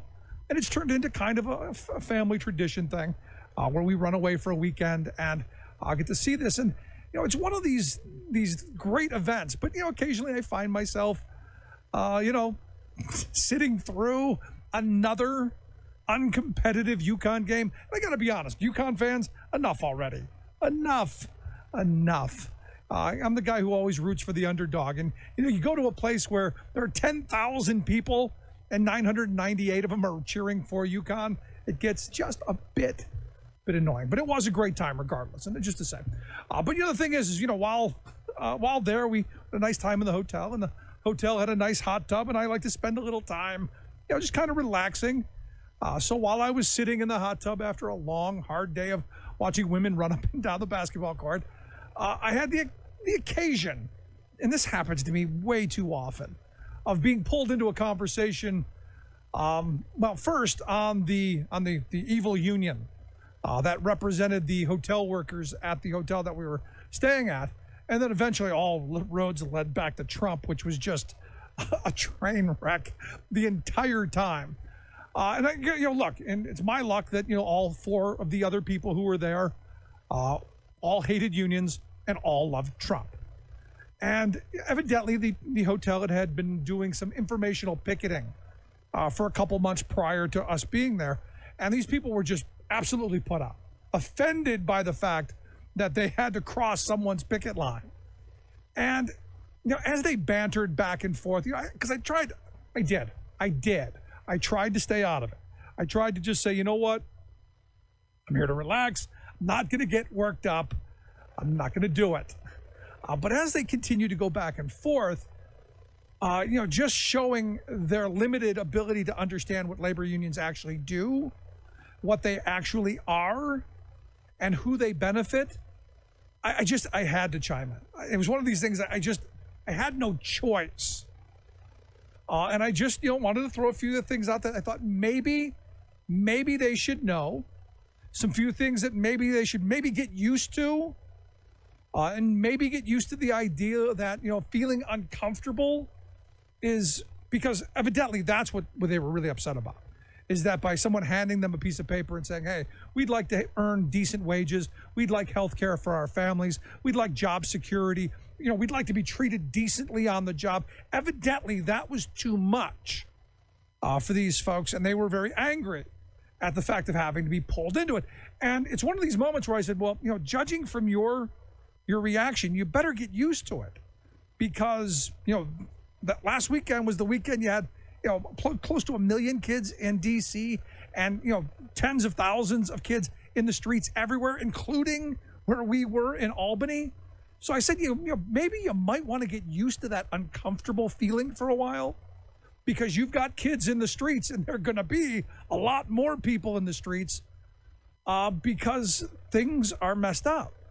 And people, I think, are finally finding that voice, that solidarity, that idea that if we stick together, if we stand together, if we march together, if we organize and bargain together, that things can change.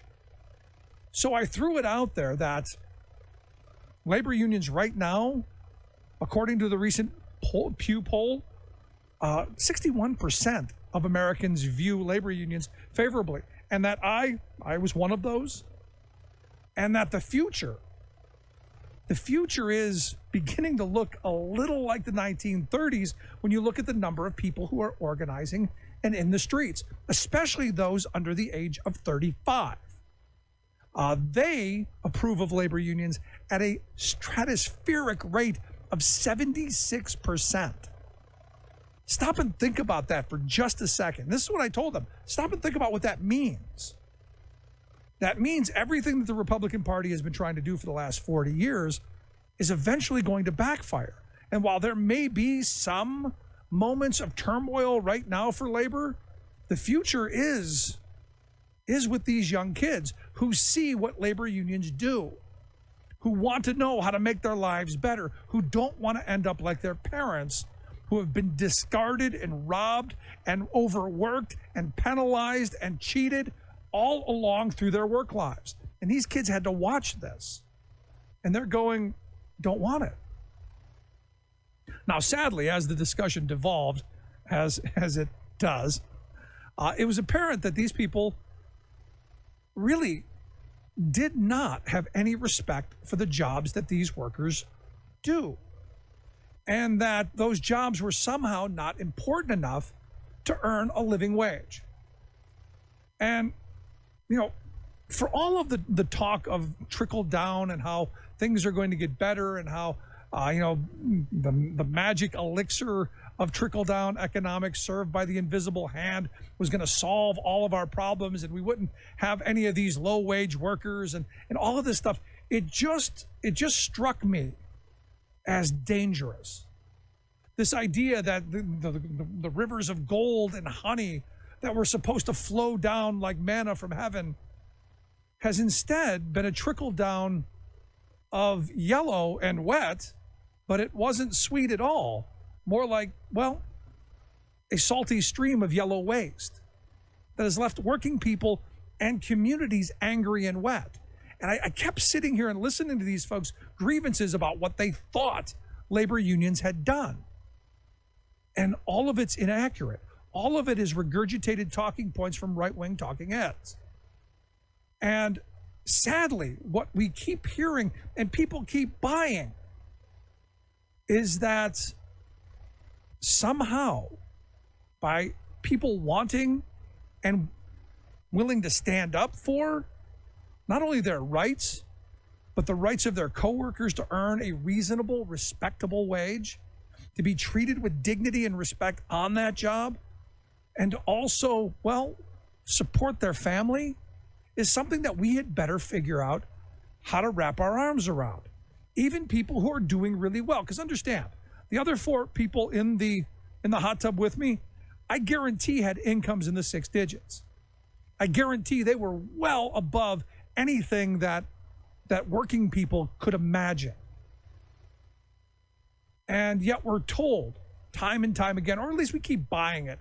Well, at least the people who we elect keep buying the idea that if we give the wealthy more, if we give people like in that hot tub more, that somehow we're going to fill their insatiable appetite for more. Somehow, someday, it's going to their thirst for more will be quenched, and something will be left for the rest of us.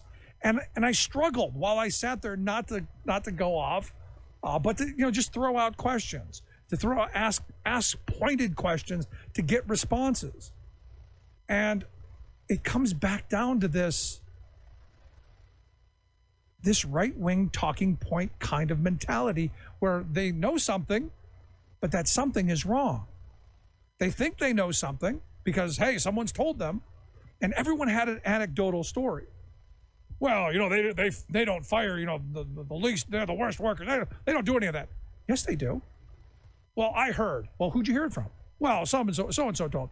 Well, who's so-and-so? Did he actually see it? Was he actually part of it? Well, no. And look, do labor unions have problems? Absolutely. Do labor unions protect all workers? Absolutely. It's the law. They have to. Every worker deserves due process, just like every citizen deserves due process. You would want nothing less for anyone. And I look at this and I keep coming back to the sad reality that there's so much that the right wing has been able to throw out, so much that they've been able to just saddle people with, that their ideas are wrong. Because when I said these people come to work, they punch a clock every day, they work their behinds off, their bodies are broken, their backs ache, they sweat, they work their behinds off for you. And you're going to say that they don't deserve health care? They don't deserve some retirement security? They don't deserve some security on the job so that when they come in tomorrow, they still have a job? Really? I'll be honest, that's not the America that I want to live in. But what we're seeing, and sadly so, by Trump policies, by all of the corporate pressure to push for deregulation, to destroy labor unions, we're seeing this push to make us all desperate, to make us all, well, poverty-ridden folks who will do anything just to make it to tomorrow. And I stop and I think about these kids that I saw on the streets over the weekend. I stop and I think of that generation and what they're doing right now. And while the right wing's attacking them, survivors of a mass shooting, the right wing is attacking, but not surprising. Look, these are the same people who cheered for Trump when he attacked a Gold Star family, the same crowd who cheered when Trump wanted to throw people out into the cold without their coats. This is the same bunch of people who were thrilled to death when they heard hey, I grab her by the you-know-what.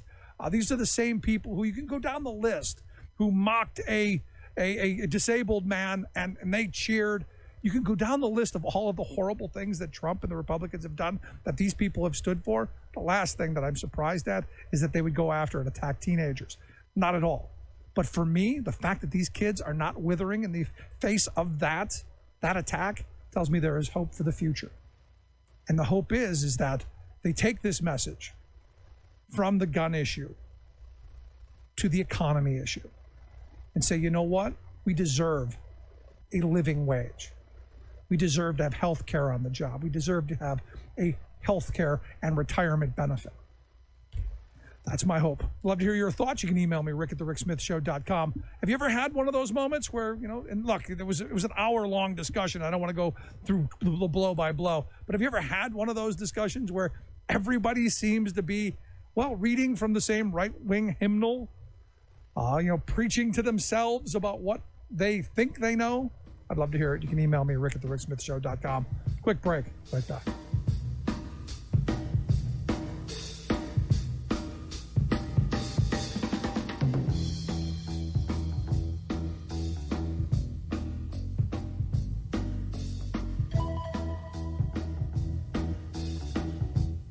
Welcome back to The Rick Smith Show. Check out our website, thericksmithshow.com. So as I've been saying, look, the idea of people in the streets, the organizing that's going on across this country, extremely, extremely exciting in my view, and none more exciting than what we're seeing going on in Oklahoma. We saw what happened in West Virginia. We saw teachers shut down the entire school district in the entire state, all 55 counties in West Virginia, and they did fairly well for themselves. What we're seeing in Oklahoma, kind of along the same lines. That's why I've asked Larry Cagle to come talk with us. He's a co-founder of the Oklahoma Teachers United Group. Larry, thanks for taking time for us. I'm honored to be here. I think the world of your show. I appreciate that. I got to be honest with you, Larry. It looks like you've done more than I think most people thought. The legislature willing to give you guys a $6,000 raise. But you're saying, nope, we want better than this, right? Yeah, absolutely. You know, I think that I think that they're feeling a lot of the same way that you are. They were wholly expecting us to just tuck and go, yeah, that's a pretty good deal. But what we're asking for in Oklahoma is not just a pay raise. In fact, it was never about the pay raise. We were always talking about how do we reform the condition that we're in. We're not just the lowest paid teachers, we're also the lowest funded schools. And we have gone 2 decades with deterioration of our public school system. And it just can't carry on. There's just no way we can do this any longer. So I think that they found themselves in a position feeling like, well, gosh, you know, they've starved for 2 decades. I bet if we throw a $6,000 pay raise, that's going to be pretty good. Surely they'll take the bait. And the answer was no. We're not even close. That's half of what we were asking for. So they're going to have to go back to the table. We've shown them how to get the funding for it. It's not like it's an impossible thing. In fact, everything we're asking for is very reasonable. And if you compare it to states where school funding is fully provided and teachers are competitively paid.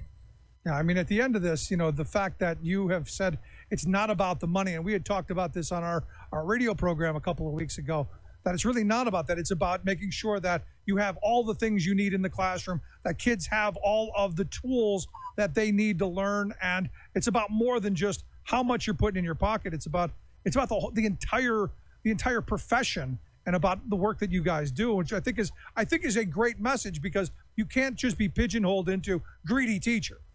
No, absolutely not. And we've worried about that all along. And I, Rick, the only reason I came back on here is because I truly believe that this kind of media coverage is the only kind of media coverage that's going to dig organizations like ours out of a hole.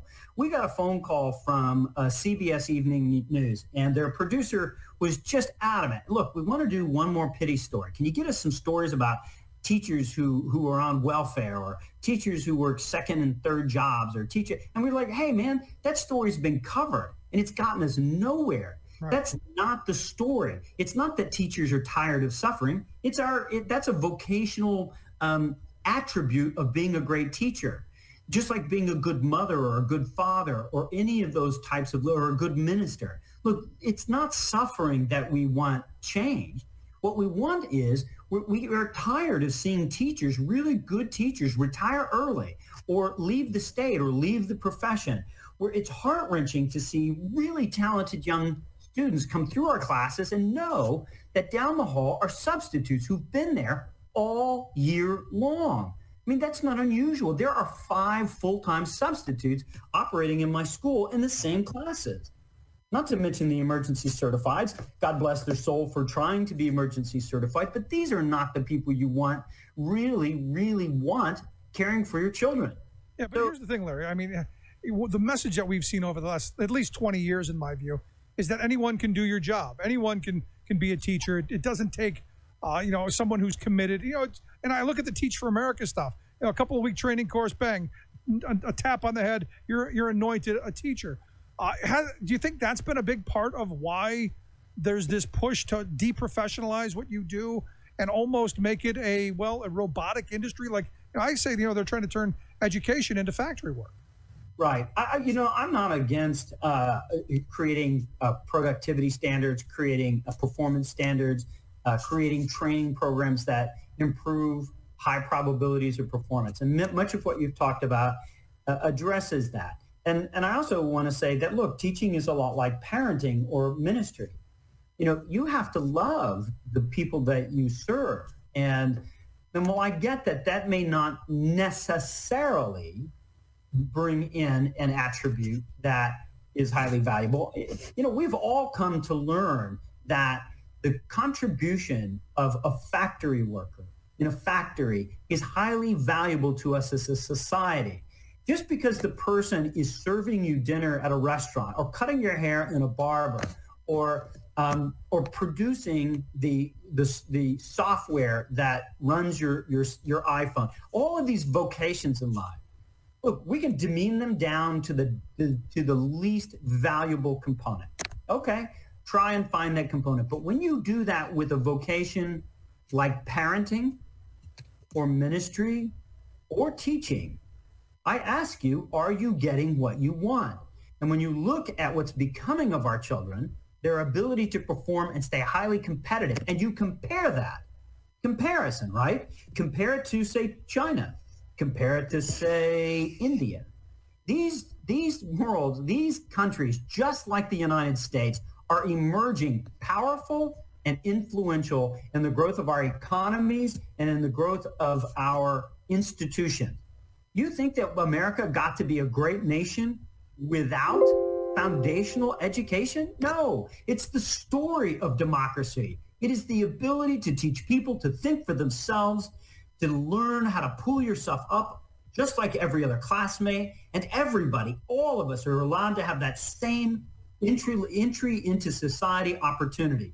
That's what education does. Now look, you can say whatever you want to about it, but if you start paying low enough, eventually you get what you get. You know, the joke that was told me is, look, if all you're going to pay is peanuts, you're going to attract monkeys. You're going to attract people who just do not have the ability to perform in this circus we call education. And so if you're going to want grand, high-performing educational institutions that can compete against China, you better hire teachers who know how to do it. Yeah. No, absolutely. You know, it's that old, you pay me now or pay me later. And as a society, the pay me later means we have a lower skilled workforce and higher prison population, which is what we've gotten. So, you know, I look at Monday, the possibility of a strike going across Oklahoma and the teachers walking out. What are the probability of that happening, given where things are in your neck of the woods? No, we're definitely going to have to walk. I mean, I've talked to union leaders. I've talked to legislators. They're all still trying to wrap their heads around it. And it happened in West Virginia, too. You know, politicians have a difficult time of remaining connected to their constituency when they serve out of their neighborhoods. It is. This happens all the time. And so just like West Virginia, when even my own legislator, who I love, who I admire, he completely missed it and voted for it thinking, wow, I am really going to come out like a hero. And they got hammered yesterday. I mean, just hammered. They're about to get hammered again tonight. The senators are headed in to see if they can put their stamp on this thing. And I'm telling you, by and large, the vast majority, 90% of the teachers reject this deal all the way. Look, it's not just the wages. Look, they didn't address the COLA, the cost of living adjustments. The retirees have suffered 20 years. These people are ready to die, and they've gone 20 years without a COLA adjustment. We haven't talked about how we're going to pay the janitors, the bus drivers, and all of those support personnel that help make school systems go. You think we can go back to school with a $6,000 raise and say, yeah, sorry about that, we'll try and get to that next semester? Look, that just doesn't happen. We have one swing at this bat. This is a referendum. We're taking one swing. We're not coming back in August to talk about it. We're not going to come back in November. You're going to deal with this now, and we're going to square out the tab now. We want funding returned. Look, Oklahoma does not fund music, art, sports. We barely have foreign languages. These things are foundational to an educational experience. We've got to have them. Why is it that Oklahoma can't have it, but Arkansas and Texas and Kansas can have this kind of school funding? And the answer is we can. This is a fight just like it was in West Virginia. Look, there are people who big corporations who have their hands wrapped around this gasoline industry, this oil industry, and they do not want to let it go. We have to move that GPT in Oklahoma from 3.2 to 7. Texas GPT is 8. Are you thinking that the average student who didn't get a good education in Oklahoma still can't do that simple math? Of course we can. That GPT has to go up. And once it does go up, there is zero trouble funding.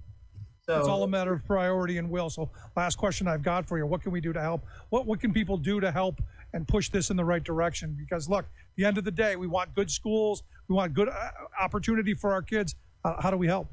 Well, I hope the rest of the country hears this because it's true. What successes we have in Oklahoma will transfer to the rest of the country. We're as conservative a state as any you'll find out there. And they are using us as a test market to see exactly what is the temperament of this nation. Oklahoma teachers are about to take on without buckling, without blinking. But we have got to know that there are people out there who believe in what we are trying to do. So please reach out to us, message us, send us notes as much as you can. Reach out to your media and let us know that we are not alone. Good stuff. Larry, I appreciate the time. I wish you the best. And as this continues, I'd love to have you back on our programs to talk about what's going on and figure out how we can help. Absolutely. I'm honored. Truly honored. Good stuff. Thanks so much, Larry Cagle. Co-founder of Oklahoma Teachers United. Love to hear your thoughts. You can email me, rick@thericksmithshow.com. Thanks so much for tuning in. We look forward to having you back next week. Again, share your thoughts, on the trade, on the tariffs, and on, Oklahoma teachers taking to the streets, standing up, fighting back, not just for themselves, but for their students. You can email me, rick@thericksmithshow.com. Thanks so much for tuning in. We'll see you back here next week.